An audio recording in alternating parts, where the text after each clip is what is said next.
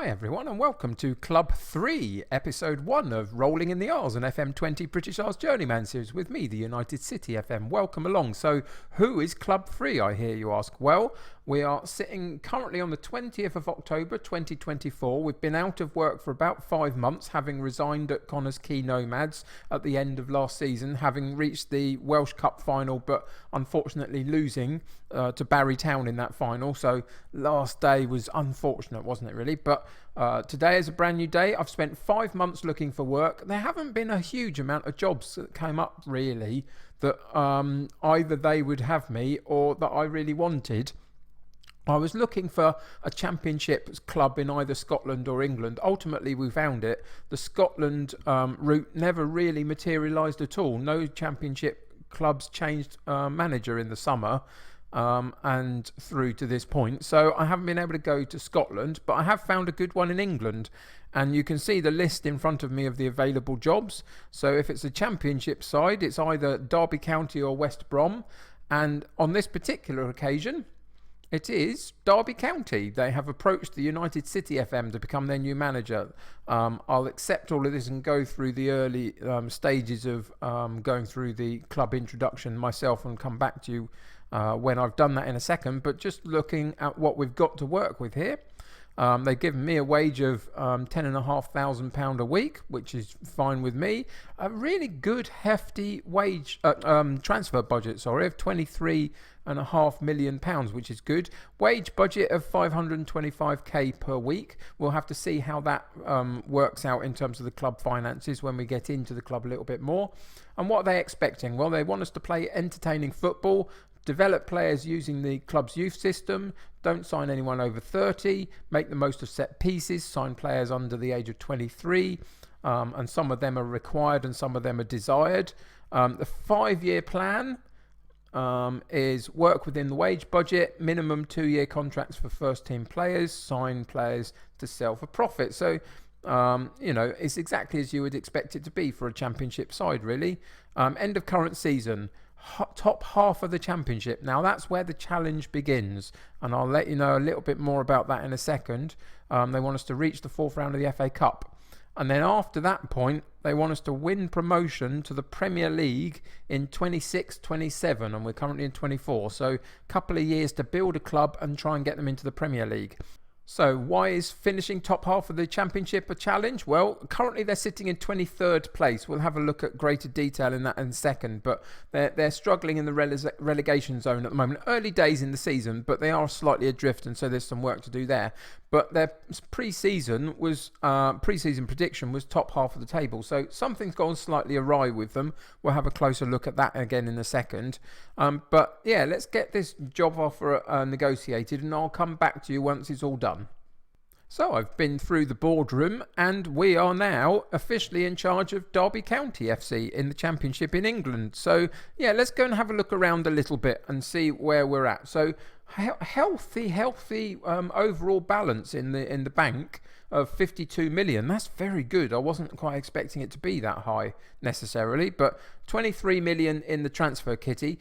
Wage structure needs a little bit of work, maybe. We'll have to look at that in the next few weeks leading up to the January transfer window to see whether we can make any changes to the squad at that point. Let's go and see what their fixture list has been like. So you can see that early form wasn't that bad. They had a reasonable August, and then from September onwards, for whatever reason, it all fell apart completely. And what's that? 7 in a row they've lost. They've gone out of the League Cup already, and 6 other games in the Championship that they've all lost in the last month and a bit. So that's why they've had a change of manager.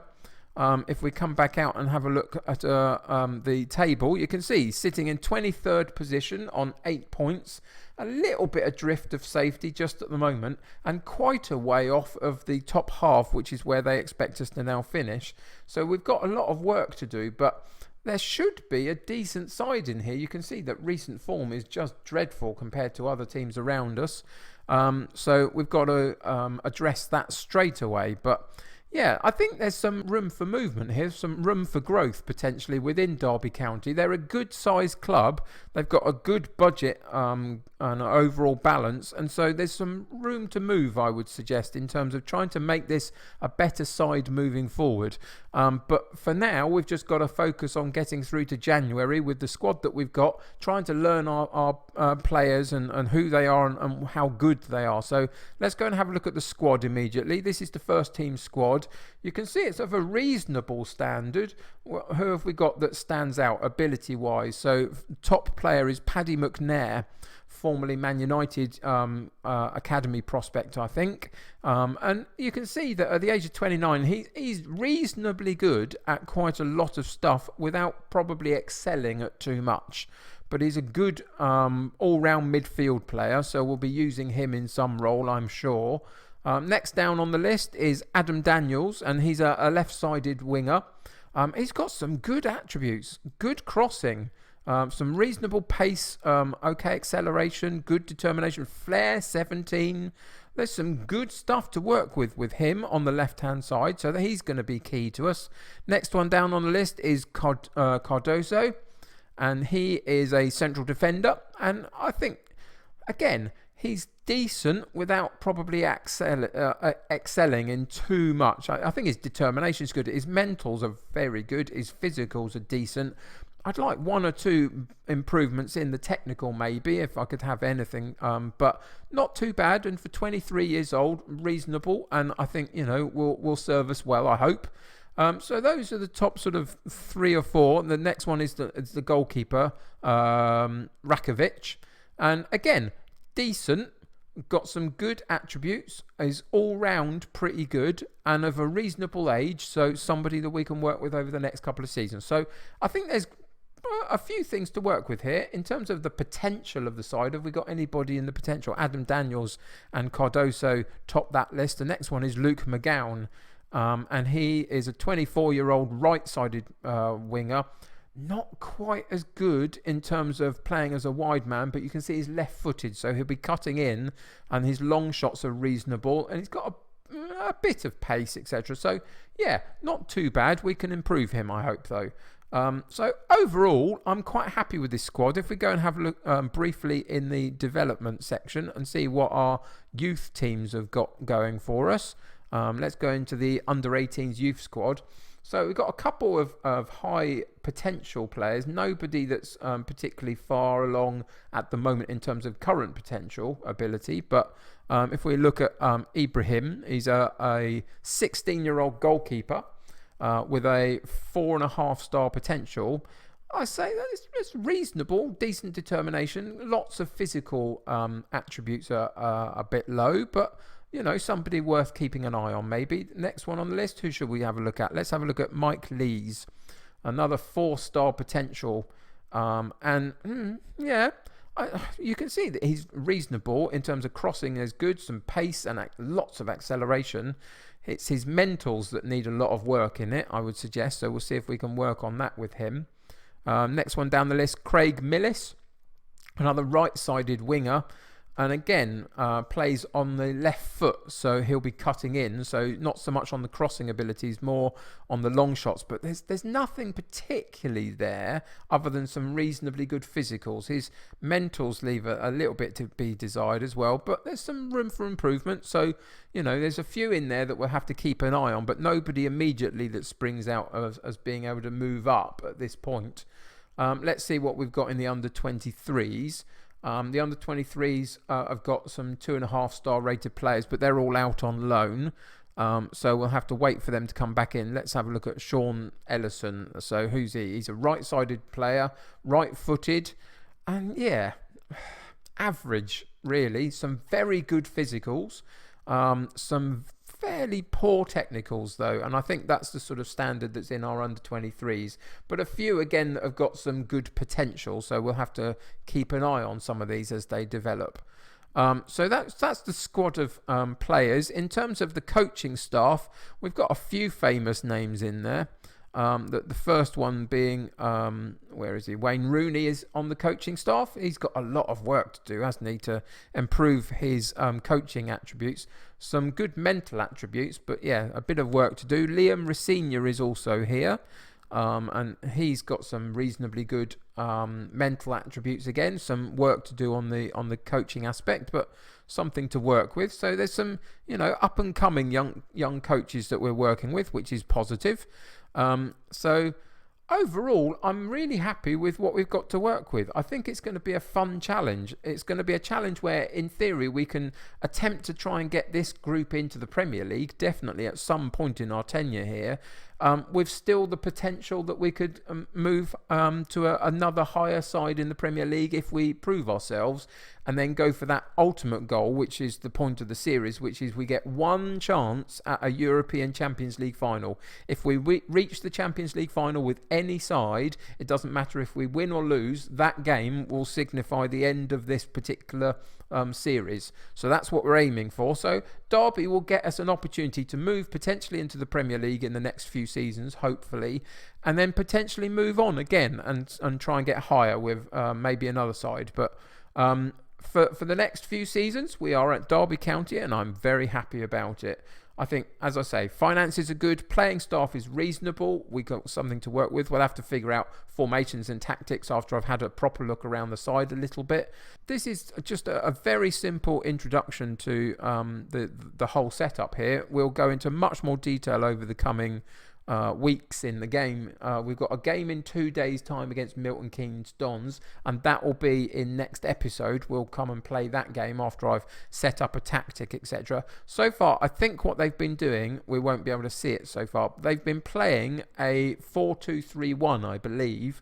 I might train a couple of different formations, maybe a 4-1.